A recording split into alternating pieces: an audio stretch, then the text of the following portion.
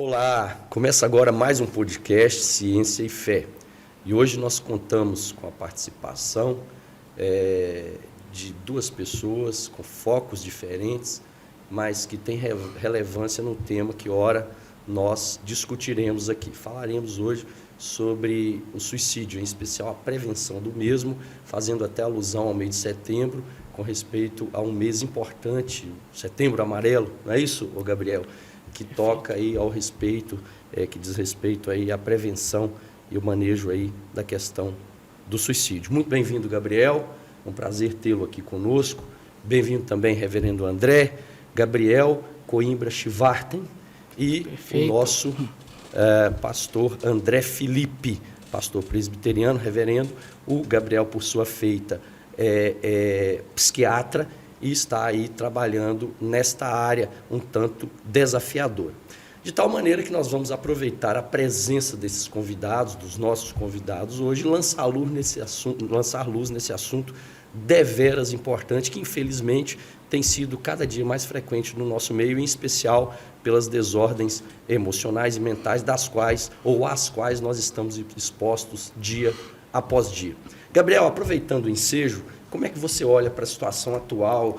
Tem aumentado o índice desse tipo de acontecimento no nosso meio? O que tem feito aumentar, se é que está havendo um aumento? E como lidar com essa realidade que nós temos que realmente encarar?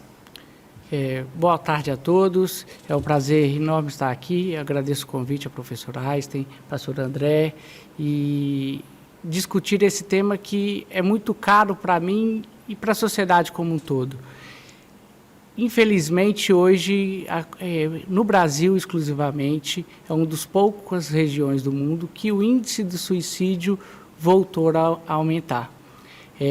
Na pandemia, a gente teve uma leve queda no mundo todo, mas no Brasil retornou essa curva crescente. E é um tema, uma patologia que já chega a ser a segunda principal causa de morte entre jovens de 15 a 29 anos. Ou seja, é mais fácil um jovem vir a falecer pelas próprias mãos do que por qualquer tipo de câncer, do que por qualquer tipo de doença infecto-contagiosa. E isso, de uma certa forma, me faz olhar e parece que a gente está caminhando em direção a vencer a luta contra as bactérias, contra a violência, mas perdendo a luta dentro de si mesmo. E eu acho que momentos como esse é de suma importância para a gente trazer luz ao tema. Discutir, né? Você disse, então, que nesse grupo específico de pessoas tem sido um destaque. Agora, na população mais velha, eu me lembro, quando eu cursei medicina, existia um público especialmente vulnerável. Por exemplo, homens solteiros ou viúvos que viviam mais sozinhos, solitários, etc. Então, não necessariamente há um grupo específico, embora a idade esteja pesando em algum aspecto, e também o contexto atual do mundo mudou bastante quando nós pegamos aí 30, 40 anos atrás, tem as redes sociais, tem a exposição excessiva do indivíduo, quer por redes sociais, quer por outras maneiras dele se propagar para os demais, né? Enfim, como é que você vê essa situação hoje? Realmente hoje ela tem sido mais incidente ou nesse tipo de público? Existe sim um grupo de risco, mais precisamente uma série de grupos de risco, e vai principalmente de acordo com o estilo de vida com que aquele grupo em específico consegue lidar de uma certa forma. Por exemplo, o grupo de religiosos é um grupo de risco porque, apesar de viver uma vida em comunidade, é uma vida de muita solidão em certos momentos, de uma carga emocional muito intensa. Por exemplo, são procurados pelos fiéis, né, pelas pessoas da igreja, para desabafar sobre problemas, sobre conselhos. Velórios são inúmeros toda semana. Então, é uma carga emocional muito intensa que acaba fazendo com que, muitas vezes, essa pessoa não consiga lidar com tudo isso. E aí entra a figura aqui do nosso reverendo André para lançar luz também nessa questão, né? Até que ponto ele vive na pele uma situação semelhante a essa. Então, ele pode nos dizer de maneira até com alguma propriedade, né, sobre esse assunto. Quer dizer, o quanto isso aí tem pesado no conceito, no contexto dos religiosos. Pode nos falar, pastor, dessa realidade? Boa noite a todos, obrigado pela oportunidade. Prazer conhecer o Dr. Gabriel aqui. E obrigado mais uma vez, Einstein. Na verdade, quando o Dr. Gabriel mencionou a questão da faixa etária da juventude estar inserida nessa estatística, me senti alarmado aqui, porque eu não tinha conhecimento dessa informação, dessa ênfase, né?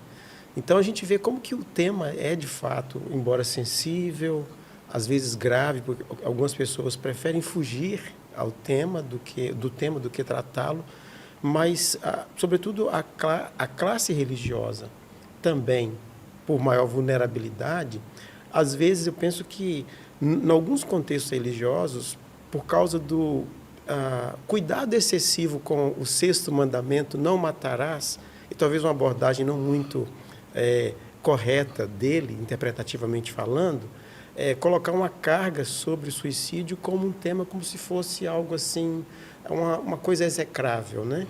Como se o ser humano não tivesse sentimento, alma, não tivesse... Esse direito até. Não fosse lhe facultado esse direito. Exatamente. Eu sei que isso levanta polêmicas, né? Isso traz controvérsias às vezes, mas a gente tem até exemplos bíblicos de pessoas que se viram tão opressos, tão oprimidos por pressões. Citando o apóstolo Paulo, né? Eu gosto da fala dele, lutas por fora, temores por dentro. E sobre mim pesa a responsabilidade para com as igrejas. Quer dizer, ele abordou pelo menos 3 áreas, né? Lutas por fora são os embates diários da vida. Temores por dentro, o próprio cuidado, o autocuidado consigo mesmo. E nós somos muito complexos. E, além disso, as questões religiosas, de cuidar das igrejas, como o doutor falou, as visitas, né? O aporte, o suporte, enfim. Então, existe muito valor numa roda de conversa como essa, que a gente trata do tema suicídio, porque não só os religiosos, mas o ser humano precisa ter esse cuidado. E eu fecho essa primeira fala minha lembrando alguns termos, por exemplo, Jesus, de tudo que se deve guardar, guarda o teu coração, porque dele procedem os desígnios da vida. E citando também o profeta Jeremias, ele fala assim, as paredes do meu coração, ai, ai, ai, as paredes do meu coração. É a ideia assim, do coração pensando não o órgão que pulsa e bombeia sangue, mas o sentimento da vida, que eu devo ser o mais responsável por, preventivamente, cuidar do meu coração. Profilaxia, né? O cuidado preventivo. E aí, fechando, o apóstolo Paulo fala da armadura de Deus, para a gente não esperar chegar o dia mau. O suicídio pode ser inserido numa categoria de dia mau, dia ruim, quando perdeu o controle. Vem contra a gente. Exatamente. Né? Quando tudo conspira contra a gente. Exato. E aí, antes que chegue o dia mau, preventivamente, utilize a armadura, a palavra, o escudo da fé, a couraça da justiça, a vida de oração, a prática da fé com a comunidade, enfim, tudo que é necessário, preventivo, para que, quando o dia mau chegar, você não possa resistir. A expressão lá, resista ao dia mau. Perfeito. Porque o que a gente precisa é de resistência, resiliência, para suportar todos esses embates, tanto internos quanto externos. Muito bem, aí eu pego essa deixa para buscar aqui umas informações com o nosso Gabriel. Gabriel, tem a parte interna, a disposição genética, coisa do gênero, tem realmente o estresse, aquilo que nos rodeia. No seu entender, qual o peso de cada qual? Einstein, para mim, o suicídio é um dos fenômenos mais intrigantes de todos, porque quando a gente estuda o comportamento humano, a gente percebe que lá no cerne dos nossos comportamentos mais instintivos está a vontade de viver. Se a gente sente fome, medo ou raiva, é porque agindo dessa maneira as nossas chances de sobrevivência são maiores. Mas se esse desejo de viver, se essa vontade de sobrevivência é tão inata assim, por que algumas pessoas pensam e até conseguem acabar com a própria vida? Isso me intriga muito, mas é claro que não existe uma resposta só e nem simples para essa pergunta. Mas o que os estudos demonstram é que a pessoa que pensa no suicídio como uma opção, ela está passando muitas vezes por uma angústia tão aterrorizante, um sofrimento tão profundo e intenso, que ela não consegue enxergar outra saída para aquela situação que não seja acabar com a própria vida. Se me permite aqui a figura de linguagem, é uma triste esperança para quem já não tem mais esperança nenhuma. E é nesse ponto que eu acredito que a gente consegue agir e gerar uma mudança. Por exemplo, a gente sabe que a fé e a espiritualidade é um fator de defesa para a questão do suicídio. E voltando à sua pergunta inicial, a gente tem principalmente uma tríade, que é a genética, a inflamação e a questão dos fatores ambientais. Então, o estilo de vida muito agitado, a falta de laços sociais, tudo isso pode fazer com que a pessoa comece a pensar no suicídio. Por exemplo, as pessoas que são mais impulsivas, que é um traço de personalidade e de alguns transtornos de saúde mental, é um ponto-chave na questão do suicídio. Porque muitas vezes, tem descargas ali, tem gatilhos ali, que elas não conseguem controlar e depois se veem avechadas por aquele momento, por aquela situação degradante, às vezes, na qual ela foi colocada, e coisa do gênero, e se arrepende, vive, por assim dizer, se arrependendo, não é isso? E aí, às vezes, não tem remédio, não tem como controlar a situação e acaba partindo para esse fim terrível. Mas o importante é ressaltar que ele é um ato impulsivo e desesperado. Por isso que, se a gente consegue estabilizar essa impulsividade, a gente consegue prevenir. Perfeito. E aí, dar tempo de formular outras maneiras de lidar com aquela carga emocional, com aquele sofrimento, que não seja esse ato. Então, por exemplo, a gente tem o CVV, que é o Centro de Valorização da Vida, número 188, que é uma linha de prevenção ao suicídio. As pessoas podem ligar, funciona 24 horas por dia, 7 dias por semana, e é gratuito, não tem identificação. E se você está passando por um momento de sofrimento intenso, você pode ligar e conversar com um voluntário que vai atender do outro lado da linha, para essa impulsividade passar e aí você conseguir caminhar e buscar outras formas para solucionar. Interessante. O pastor dizia de meios de se prevenir essa situação. Falou de exercícios espirituais, né, a fim de se evitar um desfecho tão trágico assim. Do ponto de vista de ciência, quais são as formas mais adequadas e mais sugestionáveis para a gente evitar, e já que estamos falando aí do Setembro Amarelo, já que estamos falando da prevenção do suicídio, qual é a forma, assim, ou as formas, né, mais adequadas para se evitar esse tipo de desfecho melancólico? Então, hoje na psiquiatria nós temos uma revolução sendo causada por algumas terapias antigamente chamadas de psicodélicas. E uma dessas medicações, que é um anestésico muito antigo, que é a ketamina, uma nova apresentação dela em formato nasal, que é o Spravato, tem uma resposta assustadoramente positiva. Por exemplo, após a primeira dosagem da medicação, a aplicação da medicação, a ideação suicida após 4 horas diminui em 50%. Impressionante. Uhum. E é um efeito sustentado. Não é pontual. Não é pontual, mas há necessidade de acompanhamento e reaplicação das doses semanais. Sim. Mas é um efeito rápido e que se sustenta ao longo da semana.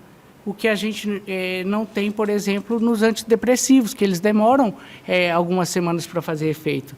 Por exemplo, uma sertralina, estalopram, etc., eles demoram, em média, 3 até 4 semanas para começar o efeito. Para quem tem ideação suicida, isso pode ser muito. E ainda sobre respaldo científico, a gente tem hoje, por exemplo, a Organização Mundial da Saúde que indica fortalecimento de laços espirituais para prevenção ao suicídio. Interessante. E aí nós voltamos com o reverendo André. André, na Bíblia há casos de suicídio e esses casos seriam de alguma forma justificáveis? Como é que a Bíblia trata disso? E a Bíblia na Bíblia nós encontramos trechos que apontam para algum tipo de prevenção nesse sentido? Não? Sim. Como o nosso tempo é curto, são vários, eu vou tentar elucidar o contexto, porque eu acho que é mais impactante. O do profeta, o profeta lá do Monte Carmelo, Elias. Profeta Elias.